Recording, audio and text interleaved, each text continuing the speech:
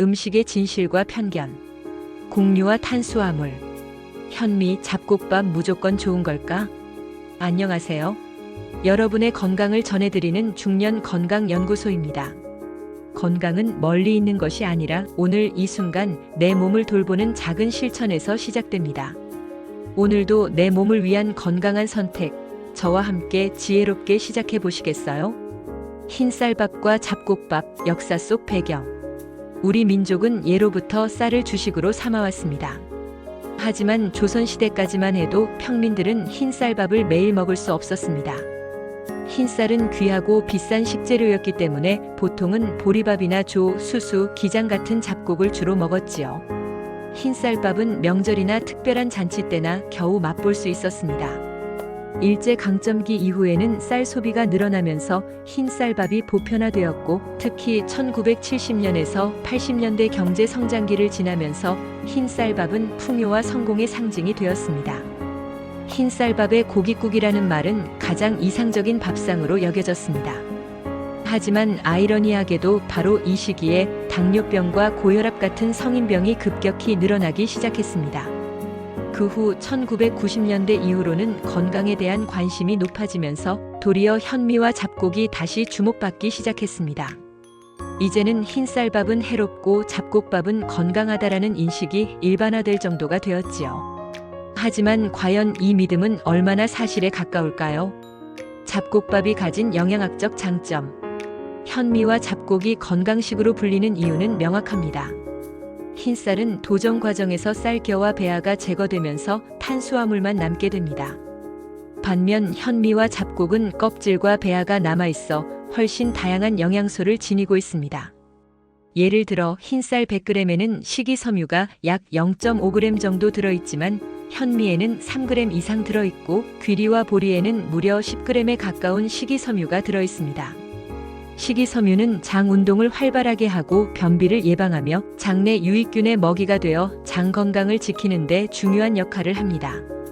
또한 현미와 잡곡에는 비타민 B1, B2, B6 같은 비타민 B군이 풍부해 신경 건강과 에너지 대사에 도움을 줍니다. 마그네슘은 혈압을 낮추고 근육 경련을 예방하며 아연은 면역력을 높이고 상처 회복을 돕습니다. 철분은 빈혈 예방에 필수적이지요. 따라서 잡곡밥은 흰쌀밥에 비해 영양학적으로 훨씬 균형 잡힌 식사라 할 수 있습니다. 혈당 관리와 대사 건강. 특히 당뇨병 환자들에게 잡곡밥은 큰 도움이 됩니다. 흰쌀밥의 혈당 지수 GI는 80에서 90으로 매우 높습니다. 쉽게 말해 흰쌀밥을 먹으면 소화가 빨리 되고 혈당이 급격히 오르게 된다는 뜻입니다. 반면 현미의 GI는 50에서 60 정도이고 보리는 30에서 40 정도로 낮습니다. 서울대학교 보건대학원의 연구에서는 12주 동안 흰쌀 대신 현미와 보리를 섭취한 그룹에서 혈당 변동폭이 15% 감소하고 인슐린 저항성도 개선된 결과가 나왔습니다. 해외 연구에서도 비슷한 결과가 나왔습니다. 하버드대 연구팀은 20년간 성인을 추적 조사했는데 흰쌀밥을 주로 먹은 그룹은 제2형 당뇨병 위험이 17% 높아졌고, 반대로 현미와 잡곡을 주로 먹은 그룹은 위험이 11% 낮아졌다고 보고했습니다. 즉, 잡곡밥은 혈당을 안정적으로 유지하고 대사 건강을 지키는 데 도움이 된다는 과학적 근거가 분명합니다. 그러나 함정도 있다. 그렇다고 해서 잡곡밥이 무조건 완벽하다고 단정할 수는 없습니다. 먼저 현미의 껍질에는 피틴산이라는 성분이 들어있습니다. 이 성분은 소화를 방해할 뿐 아니라 철분과 칼슘 같은 미네랄과 결합해 체내 흡수를 방해합니다. 따라서 빈혈이 있거나 골다공증 위험이 있는 분들이 현미밥만을 과도하게 섭취하면 오히려 불리할 수 있습니다. 또한 치아가 약하거나 소화력이 떨어진 시니어들은 잡곡밥을 먹으면서 불편함을 느끼기도 합니다. 단단한 식감을 씹기 어렵고 위장이 약한 경우 소화불량을 호소하기도 합니다. 실제로 한국영양학회의 보고서에서는 현미 잡곡밥을 꾸준히 먹은 그룹이 흰쌀밥 그룹보다 건강 지표가 전반적으로 안정적이었지만 일부 노년층에서는 체중이 감소하거나 철분 흡수율이 떨어지는 부작용도 나타났다고 기록했습니다. 잡곡밥을 현명하게 즐기는 방법. 그렇다면 잡곡밥을 어떻게 먹어야 할까요? 첫째는 비율 조절입니다. 현미 100% 밥은 씹기 힘들고 소화도 어렵습니다. 백미와 현미를 7대 3이나 5대 5로 섞어 먹는 것이 가장 적절합니다. 둘째는 조리 방법입니다. 현미는 최소 6시간 이상 물에 불려야 껍질이 부드러워지고 소화가 쉬워집니다. 압력솥을 사용하면 훨씬 부드럽게 조리할 수 있습니다.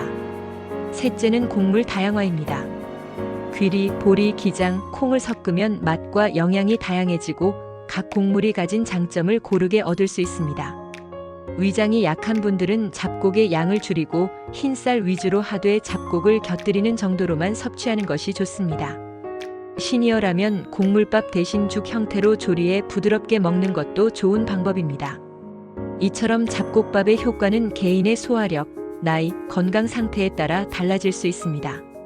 중요한 것은 내 몸에 맞는 방식을 찾는 것입니다. 일본에서도 잡곡밥 섭취가 권장되고 있습니다. 일본 농림수산성은 성인들에게 흰쌀밥 대신 현미나 보리를 섞은 밥을 권하고 있으며 이는 생활습관병 예방 차원에서 강조되고 있습니다. 미국에서도 월그레인 표시가 붙은 식품이 건강식으로 각광받고 있고 하루 곡물 섭취량의 절반 이상을 통곡물로 채우도록 권장하고 있습니다. 유럽 역시 빵과 파스타를 만들 때 정제되지 않은 통곡물을 쓰는 추세입니다. 결국 우리나라 전통 식단에 이미 자리 잡은 잡곡밥은 세계적으로도 건강식으로 인정받고 있는 셈입니다. 여러분, 현미와 잡곡밥은 분명히 흰쌀밥보다 영양이 풍부하고 혈당 관리에도 유리합니다. 그러나 모든 사람에게 무조건 좋은 것은 아닙니다. 내 몸의 소화 능력과 건강 상태에 맞게 곡물의 비율과 조리법을 조절하는 것이 중요합니다. 오늘 식탁에서 밥을 지을 때 흰쌀과 현미를 적당히 섞어 드셔보는 건 어떨까요? 지혜로운 선택이 여러분의 건강을 지키는 힘이 될 것입니다. 다음 시간에는 많은 분들이 즐기시지만 걱정도 많은 음식, 바로 빵과 라면, 밀가루 음식은 다 해로울까? 라는 주제로 찾아뵙겠습니다. 기대해 주시고 꼭 함께 해주세요. 오늘 영상이 도움이 되셨나요?